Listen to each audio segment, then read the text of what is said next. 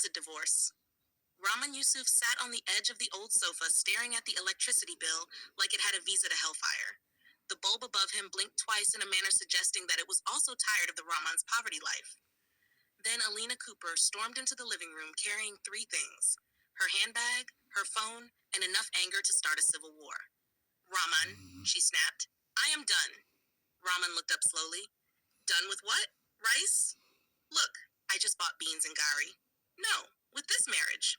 Rahman blinked. Ah, is that all you will say? What? What do you want me to say? The rent is due. The landlord greets me now with calculator, threatening to add interest if I delay payment. Elena placed both hands on her waist dramatically. Look at my life. My mates are vacationing in Dubai. Sandra's husband bought her a Jeep. Amanda just opened a spa. What do I have? Rahman looked around the room. A standing fan with only two working speeds, Rahman said. And what are those speeds? Elena asked. Slow suffering and then hurricane. Isn't that okay? Elena nearly exploded. I am serious, Rahman. Every time I ask for money, you start behaving like motivational speaker. Rahman stood up defensively. Because encouragement is free. I cannot continue suffering with you. Suffering is temporary. We have been temporary for 7 years. The argument escalated immediately. Neighbors quietly opened windows. One woman even brought ground nuts, just to gossip. Elena pointed accusingly at Rahman. You are 38 years old and still borrowing transport money from your cousin. Rahman pointed back. And your dog ate my last meat pie yesterday. I took it calmly like a good father. My dog was hungry. I was also hungry. Elena pulled out papers dramatically. I already contacted a lawyer. I want divorce. Rahman's soul nearly left his body. Divorce? Because of money? Yes. So if I become rich tomorrow, Ninko? Elena folded her arms. You? Rich? Rahman, even ATM machines reject your card emotionally. Even credit cards are ashamed to be associated with you. That statement pierced Rahman spiritually. That night, he could not sleep. He lay awake, staring at the ceiling fan moving like a confused helicopter. Then suddenly, an idea entered his head. A terrible idea. A dangerous idea. A very stupid idea, which immediately became perfect. The next morning, Rahman visited his old friend, Benny, who worked at a lottery company. Benny nearly fainted when he heard Rahman's plan. You want me to do what?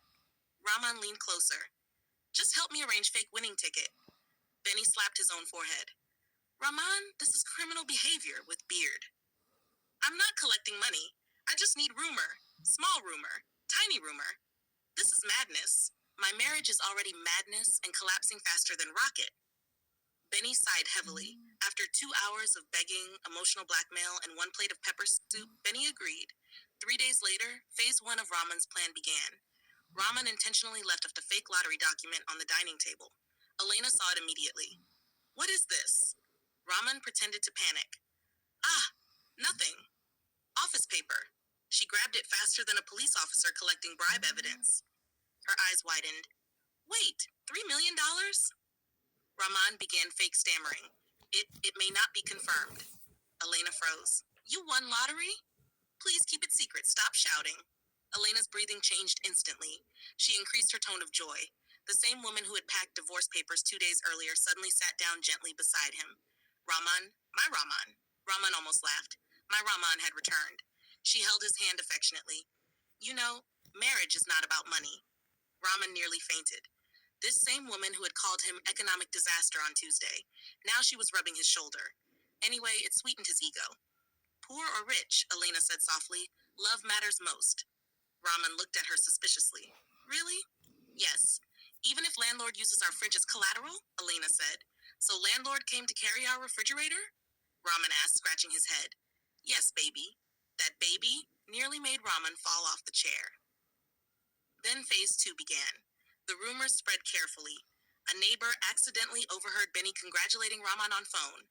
Another saw Rahman pricing expensive suits online. Another heard Elena practicing fake American accent and how to walk around as a wife of millionaire. Within 1 week, the entire neighborhood believed Rahman Yusuf was secretly rich. Everything changed. The landlord started smiling too much. Rahman, come and carry your fridge. It is blocking my room. He went to carry it. The mechanic offered him cold drink. Even church ushers suddenly escorted him to front seats. Elena transformed completely. Before, she used to serve Raman food like prison officer feeding rat in prison. Now, baby, should I warm your bath towel? She started cooking 3 kinds of soup in case his appetite changes. She even apologized one evening. Raman, I'm sorry I insulted you. Raman almost confessed immediately from shock. But then, she tore up the divorce papers dramatically. I don't want divorce anymore. Raman nodded proudly. Operation Save Marriage was working. Months passed. Then, by pure miracle, Raman actually got a decent job. Better job than all his friends at a logistics company. Elena became pregnant shortly after. Raman treated her like fragile government property. He massaged her legs, bought her snacks, shoes, jewelries, clothes, and so on. Fed her ice cream at midnight. One night, Elena rubbed her pregnant stomach excitedly. Raman, when are we collecting the lottery money officially? Raman stopped chewing his meat. His soul quietly exited his body and returned. Elena? Yes, baby? There's something I need to tell you.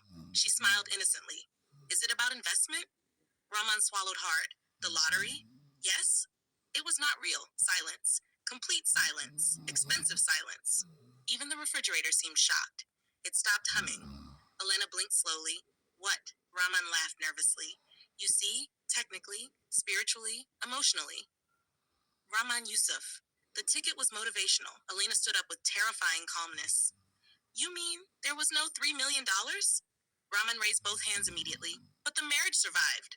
Elena screamed so loudly, a neighbor dropped spoon outside. You fraudulent goat! I prefer creative husband. Call me creative husband, please. You manipulated me. You were divorcing me. Because you were broke. And now I have job. Elena grabbed pillow and launched it at his head violently. You evil man. Raman dodged it expertly. But you said love matters most. I was under financial influence. She chased him around the dining table while heavily pregnant. You wasted my happiness. Raman ran carefully. Please don't run too fast. Doctor said exercise should be moderate. I will moderate your head, Elena shouted. Finally, she became tired and dropped onto sofa angrily. Raman slowly approached her like a man walking towards sleeping lion. Elena, don't touch me. He gently placed snacks beside her. Your favorite chocolate. Silence. And puff puff. More silence. And ice cream. Elena's anger weakened slightly. Pregnancy was fighting for the food, but the real Elena was still furious. Raman sat beside her carefully. I was scared to lose you. She looked away stubbornly with a fat meat pie in her hand. You are still idiot. I know I'm the grandfather of all idiots. You are criminal. Small criminal now. You lied to me. Yes, not intentional, please. She sighed deeply.